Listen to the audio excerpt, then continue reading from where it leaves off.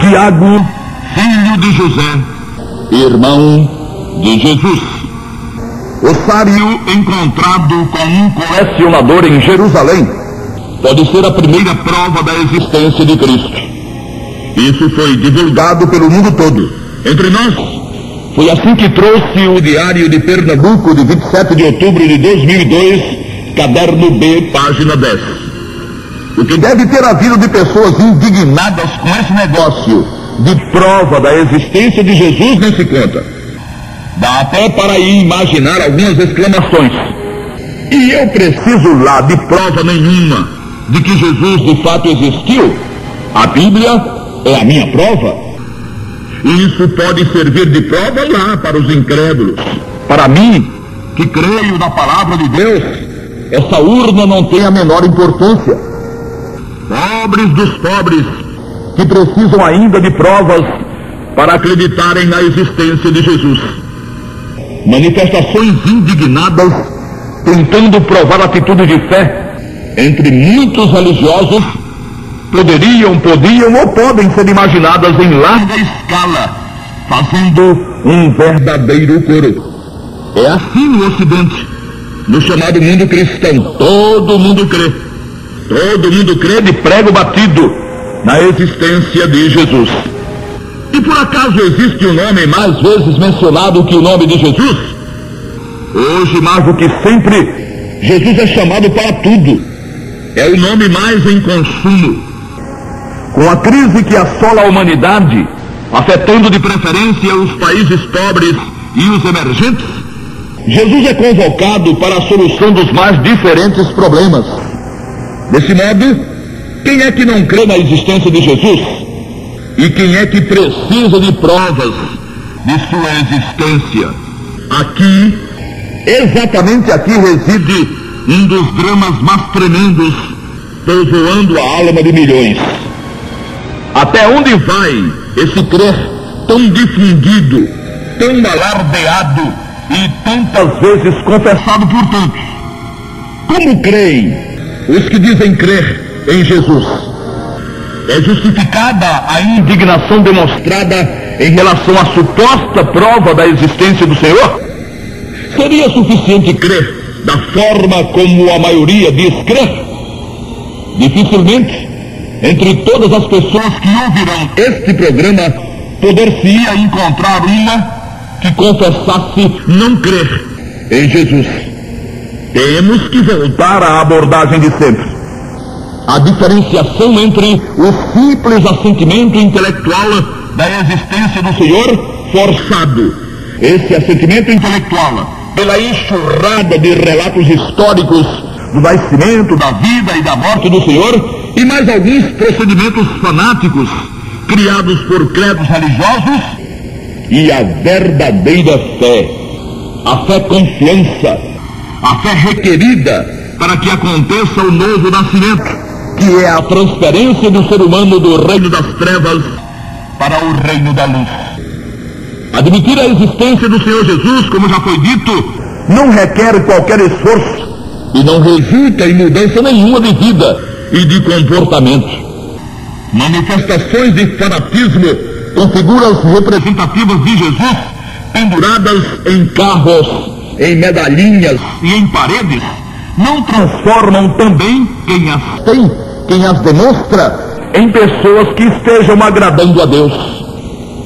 Só quem sabe o tamanho da diferença entre o crer, que todos tentam demonstrar, e a fé confiança, é quem já exerceu a fé confiança. Os demais ficam pensando ser suficiente o seu crer, sem compromisso. Não há como encontrar alguém que creia, como crê a maioria em Jesus, que também não creia em mais algum nome do comércio da fé. Todos os que creem em Jesus com a fé intelectual, com o assentimento intelectual, que pode ir até o crer dogmático, ou seja, que pode crer ser Jesus poderoso, ser Jesus Filho de Deus e ser Jesus o Salvador do mundo, creem também na necessidade de fazer alguma coisa para alcançar a salvação, produzir algum esforço que os faça agradáveis a Deus, e creem na intermediação de alguém mais, como Maria, santos e santas, etc. Rigorosamente, na vida de muita gente, Jesus é o principal objeto da fé, mas não é o único, por não ser tido como suficiente. Para muitos também, a fé em Jesus foi o primeiro passo dado em direção à glória, mas não foi o único. Foi apenas o primeiro passo. Não se pode negar que em todos esses casos existe fé, mas onde está a confiança? O que se vê no comércio da fé é muita demonstração de tipos vazios de fé.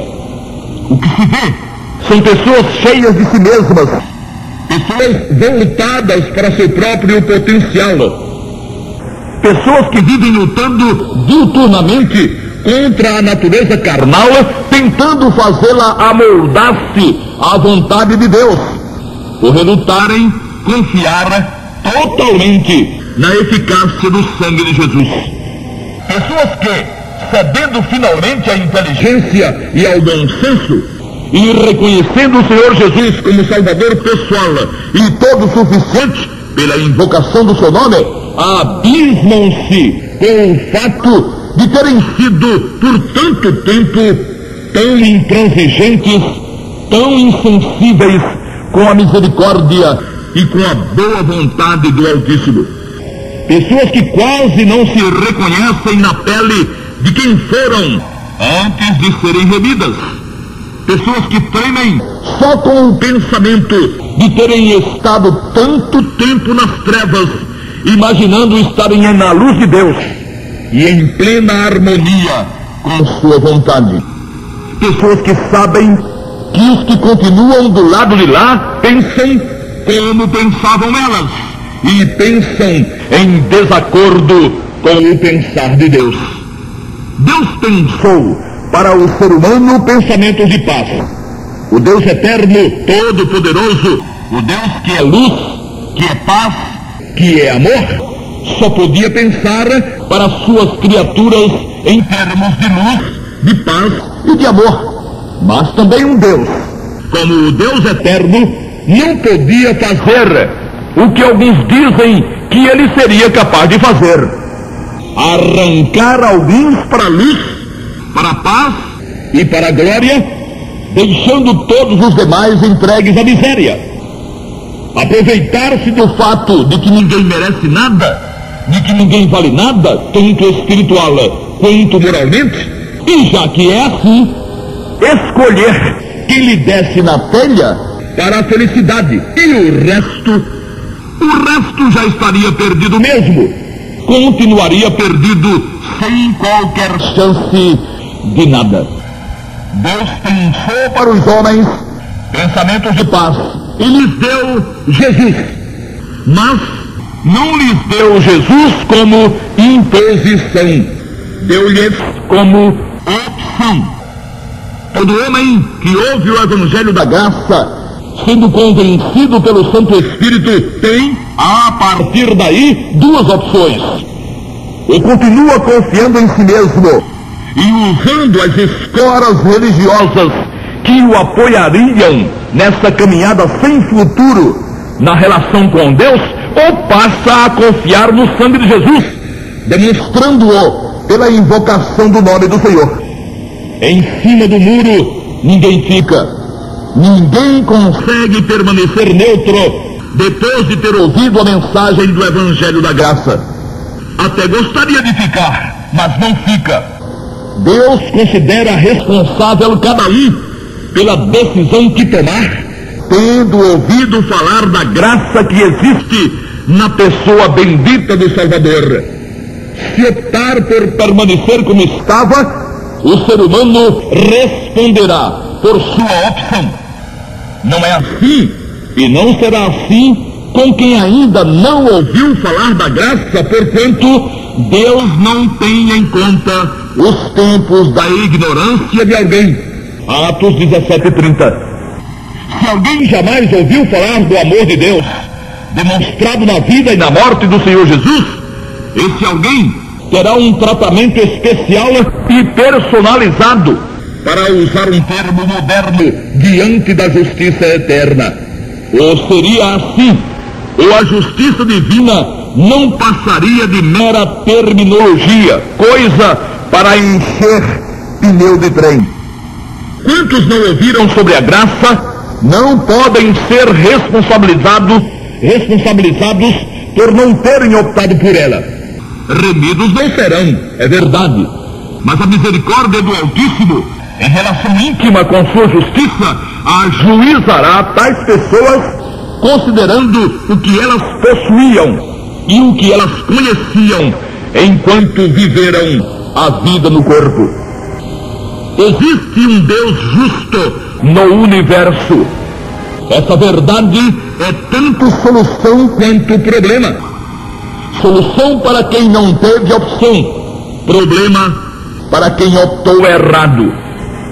E como optaram muitos dos que se mostraram indignados com a sugestão da prova da existência de Jesus por causa da inscrição encontrada em uma urna mortuária. O que Jesus de fato tem representado para eles? Tem glorificado o Senhor, confessando confiança irrestrita no poder do seu sangue?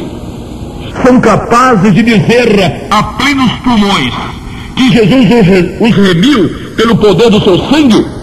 Ou usam o nome de Jesus como mera fachada, mas a confiança continua ou em si mesmos, ou no máximo, dividida entre si mesmos e o Senhor?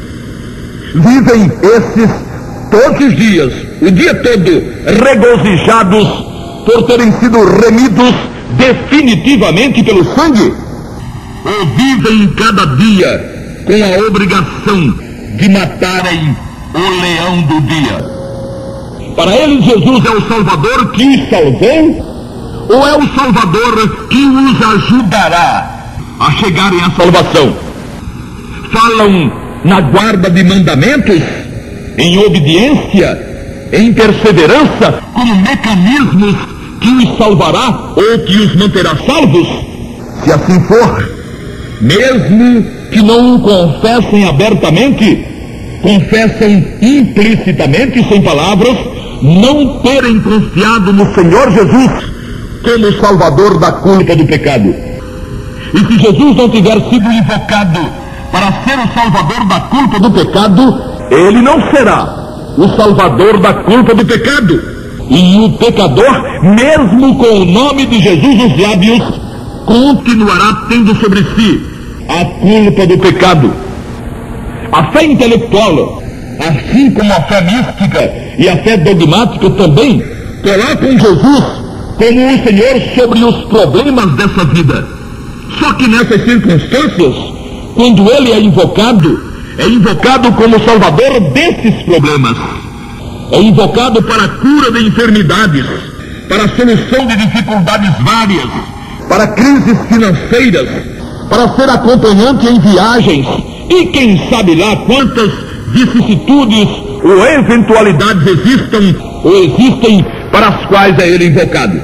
Entretanto, quando o Novo Testamento fala da necessidade da invocação do nome do Senhor Jesus, é ele específico: invocação para o perdão dos pecados. Atos 2 e 21, 9 e 14, 15 e 17, 22 e 16. E aqui, uma mão não lava a outra, e a ordem dos fatores altera o produto.